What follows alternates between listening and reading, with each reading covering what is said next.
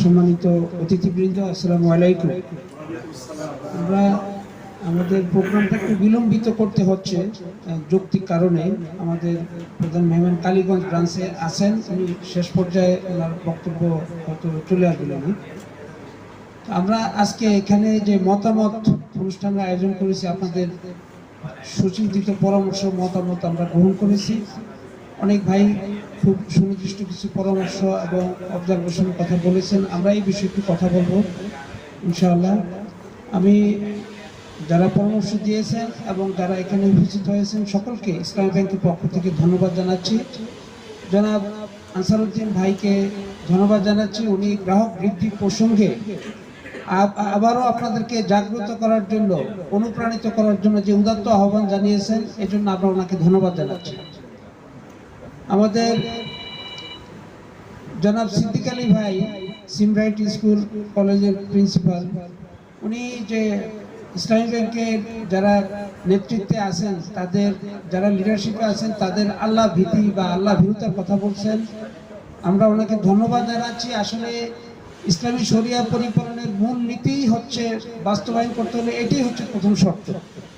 আমরা আপনাদেরকে আশ্বস্ত করতে যাই, আমাদের ইসলামী ব্যাংকের যে ম্যানেজমেন্ট আছেন, যারা পলিসি মেকার আছেন, যারা শরিয়া সেক্রেটারিয়েটে আছেন, প্রত্যেকেই দেশের প্রথিত দশা ইসলামী চিন্তাবিদ নিয়ে আমরা ইসলামিক ব্যাংকের শরিয়া কাউন্সিল গঠন করার চেষ্টা করেছি, যেটা ইতিমধ্যে এসেছে। এবং বাস্তবিক পর্যায়ে আমাদের ব্যাংকের প্রত্যেকটা লেনদেন ট্রানজাকশন এটা আমাদের শরিয়া অডিটের আওতায় হয়ে থাকে এবং এই বিষয়টা অত্যন্ত সুনিপুণভাবে শরিয়া কাউন্সিল এটা করার চেষ্টা করে থাকে। যেই লেনদেনগুলায় কোনো সন্দেহজনক বলে ওনাদের কাছে প্রতীয়মান হয় অথবা কেনা বেচার অনুপস্থিত থাকে, সেটা ওনারা ডাউটফুল ইনকামে নিয়ে যায়।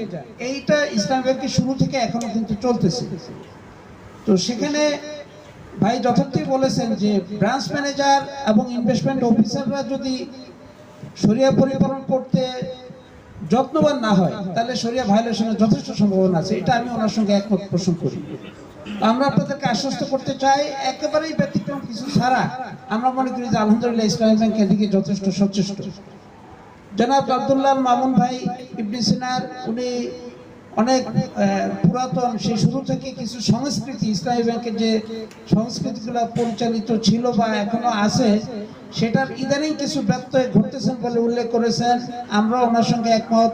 তবে ওনাকে আমরা বলতে চাচ্ছি যে তারবিয়াত বা প্রশিক্ষণের যে বিষয়টা, সেটা যে একেবারে নাই তা নয়। আমরা আমাদের এই তারবিয়াতি প্রোগ্রামে একদিকে শরিয়া পরিপালন সংক্রান্ত বিষয়, অন্যদিকে ব্যাংকিং প্রফেশনাল নলেজ গেদার সংক্রান্ত বিষয়, আমাদের ম্যানুয়াল বা পাঠচক্র এই বিষয়গুলো আছে। এগুলো আমাদের আসরের নামাজের পরে আমরা এটা পরিপালন করার চেষ্টা করে থাকি এবং বিশেষ করে হাদিস কোরআন থেকে প্রতিনিয়তই কিন্তু আমাদের দার্সের ব্যবস্থা আছে। সুতরাং এটা একেবারে আমরা বাদ দিছি তা নয়, এটা কন্টিনিউ চলতেছে। এবং ইফতার মাহফিলের যে ব্যবস্থার কথা বলেছেন, এটা 2-1 বছর বাদ গেছে, তবে আমরা আশাবাদী ইনশাল্লাহ চলতি বছর বাদ গেছে বলতে হয়তো রাষ্ট্রীয় পর্যায়ে প্রধানমন্ত্রী থেকে ঘোষণা করা হয়েছে যে দেশের এই অর্থনৈতিক দুরবস্থার মধ্যে বড় বড় ইফতার মাহফিলের আয়োজন করার প্রয়োজন নেই। এই ইয়ার থেকে এই ওনার যে নির্দেশনা, এখান থেকে আসলে বড় আকারের ইফতার মাহফিলগুলো বাদ দেওয়া হয়েছে। তারপরেও সেন্ট্রালি কিন্তু ইসলামী ব্যাংক প্রোগ্রামটা করার চেষ্টা করেছে, হয়তো ব্রাঞ্চ পর্যায়ে সব ব্রাঞ্চে করা সম্ভব হয়নি। তবে আমরা ইনশাল্লাহ আশাবাদী যে চলতি বছর থেকে ইনশাল্লাহ আবারও সেই ইফতার মাহফিল বা সিএসআর এর যে অ্যাক্টিভিটিস, এগুলো ইনশাল্লাহ চলবে ইনশাল্লাহ। জনাব আবু সাইদ ভাই অত্যন্ত একেবারে বাস্তব কিছু কথা বলেছেন, আমরা এতে অস্বস্তি বোধ করি নাই। উনি একেবারে যেটা উনি ফেস করেন বা যেটা আমরাও স্বীকার যে আমাদের ব্যর্থতা, সেই প্রসঙ্গে বলেছেন যে খেদমত দিতে গিয়ে উনি মাঝে মাঝে বিড়ম্বনার শিকার হচ্ছেন। উনি যে প্রসঙ্গটা এখানে উত্থাপন করেছেন যে পজিটিভ পে ইনস্ট্রাকশন, এটা অ্যাকচুয়ালি বাংলাদেশ ব্যাংকের একটা ইনস্ট্রাকশন। কারেন্ট অ্যাকাউন্টের লেনদেনের ক্ষেত্রে 1 লক্ষ টাকার যদি 1 লক্ষ বা তার ঊর্ধ্বে যদি আপনি কোনো লেনদেন করতে চান, তাহলে আপনি সেই চেকের নাম্বার উল্লেখ করে, টাকার পরিমাণ উল্লেখ করে আপনাকে আপনার ব্রাঞ্চে একটা নোটিশ দিতে হবে যে এই পেমেন্টটা দেয়া হোক। এটা আসলে আপনাদের স্বার্থেই করা হচ্ছে। তারপরে এটার সলিউশন হচ্ছে এরকম, যদি আপনি প্রায় এরকম চেক দিয়ে থাকেন এবং র্যান্ডম এরকম আপনি চেক দেন, তাহলে আপনি ব্রাঞ্চকে একটা লিখিতভাবে জানাবেন যে এত টাকা পর্যন্ত আমি চেক দিলে আমার পজিটিভ পে ইনস্ট্রাকশনের কোনো দরকার নেই। সেক্ষেত্রে ওইটাকে আমরা পজিটিভ পে ইনস্ট্রাকশন ধরে নিয়ে আপনার চেকগুলো আমরা ক্লিয়ার করে দেবো ইনশাআল্লাহ। আর বড় লেনদেনের ক্ষেত্রে এটা আপনার সুবিধার্থে, আপনার নিরাপত্তার সাথে আসলে ব্যাংক থেকে আপনাকে ফোন করা হয় এবং পজিটিভ পে ইনস্ট্রাকশন এনশিওর করার জন্য বলা হয়।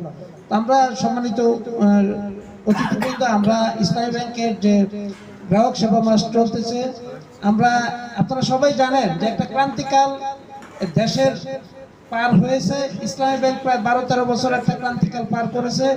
ভিন্ন একটা পক্ষ আসলে ইসলামী ব্যাংকের যে স্বাভাবিক যে গতিধারা, সেই গতিধারা ব্যাহত করেছে, এটা আমরা স্বীকার যাচ্ছি, আপনারা জানেন। তবে আমরা মনে করি যে ইসলামী ব্যাংক 40-42 বছরের একজন মানে তরতাজা একটা যুবক, তো সুতরাং 40-42 বছরে একটা মানুষের একটু সর্দি জ্বর হইতেই পারে, এটা নিয়ে ভয়ের কোনো কারণ নেই। এতে আমরা মনে করি না যে ইসলামী ব্যাংক ছেড়ে এই ইসলামী ব্যাংকের এই সামান্য যে ক্রান্তিকাল, এর থেকে আপনারা দূরে সরে যাবেন, এটা আমরা মনে করি না। আমাদের সেই দৃঢ় বিশ্বাস আছে, আমরা আত্মবিশ্বাসী যে ইনশাল্লাহ আমাদের এই সর্দি কাশি অচিরেই ভালো হয়ে যাবে ইনশাল্লাহ, এবং কোনো মেডিসিনও আমাদের প্রয়োজন হবে না ইনশাল্লাহ। আপনারা আমাদের পাশে আছেন, আমরা আল্লাহর রহমত সবসময় আমরা পেয়ে আসছি পর্যন্ত। ইসলামী ব্যাংকের আজকের এই যে বাংলাদেশের প্রায় প্রত্যেকটি অঞ্চলে ইসলামী ব্যাংকের এই যে অগ্রযাত্রা, এখানে ইসলামী ব্যাংকের আপনি ভূমিকাটা দেখেন। একটা ব্যাংক দিয়ে ইসলামী ব্যাংক শুরু হয়েছে, আজকে বাংলাদেশের 32টা ব্যাংক, 62টা ব্যাংকের প্রত্যেকটা ব্যাংকই কিছু না কিছু পর্যায়ে ইসলামী ব্যাংকিং করছে, এবং 10-11টা ব্যাংক ফুল ফ্লেজে ইসলামী ব্যাংকিং করতেছে। তো এটাই ইসলামী ব্যাংককে অনুসরণ করেই তারা করছে, এবং এদেশের জনগণ এই ইসলামী ব্যাংকিং প্রোডাক্টটাকে খুব ভালোভাবে সমাদৃত করেছেন এবং গ্রহণ করেছেন। প্রত্যেকেই চাচ্ছেন সুদমুক্ত লেনদেন করার জন্য, যেটা অন্যান্য সুদী ব্যাংকগুলো অবশেষে তারা বুঝছে যে না, আসলে এটা একটা বাস্তবতা, এটাকে কোনো ধরনের ভুল ব্যাখ্যা দিয়ে পিছনে ফেলে দেওয়ার কোনো সুযোগ নাই। ইভেন ইহুদি খ্রিস্টানরাও এখন ইসলামী ব্যাংকিং প্রোডাক্ট নিয়ে পৃথিবীতে ব্যাংকিং করতেছে এবং তারা ভালো করতেছে। এটার কারণ হচ্ছে একমাত্র ওই যে টাকার যে কনভার্সন, গুডসের যে কনভার্সন, মূল কারণ হচ্ছে এটা একটা শরিয়াসম্মত লেনদেন। এখানে বড় ধরনের কোনো ঝুঁকি নেই, ছোট ছোট কিছু ঝুঁকি হতে পারে, সেটা মিলেই আসলে ব্যবসা বাণিজ্য। এই কারণেই ইসলামী ব্যাংকের অগ্রযাত্রা দৃশ্যমান। সারা দেশ, সারা পৃথিবী আজকে ইসলামী ব্যাংকিং প্রোডাক্ট নিয়ে এগিয়ে যাচ্ছে। বাংলাদেশ ব্যাংক বাধ্য হয়েছে ইসলামী ব্যাংকিং পরিচালনার জন্য ভিন্ন একটা গাইডলাইন অনুসরণ করার জন্য। তারা গাইডলাইন ইতিমধ্যে আমাদেরকে দিয়েছেন, এবং এটা ব্যাপকভাবে একটা ম্যানুয়াল আকারে তারা দেওয়ার জন্য চিন্তা ভাবনা করতেছেন। ইসলামী ব্যাংকিং পরিচালনার জন্য কনসালটেটিভ ফোরাম আছে, প্রত্যেকটা ব্যাংকে শরিয়া বোর্ড আছে। সুতরাং কিছু ভুল ত্রুটি হতেই পারে, সেটাকে আমরা কিভাবে শুধরানো যায় সেই চিন্তা মাথায় রেখে আসলে আমরা আমাদের ব্যাংকিং কার্যক্রম পরিচালনা করছি।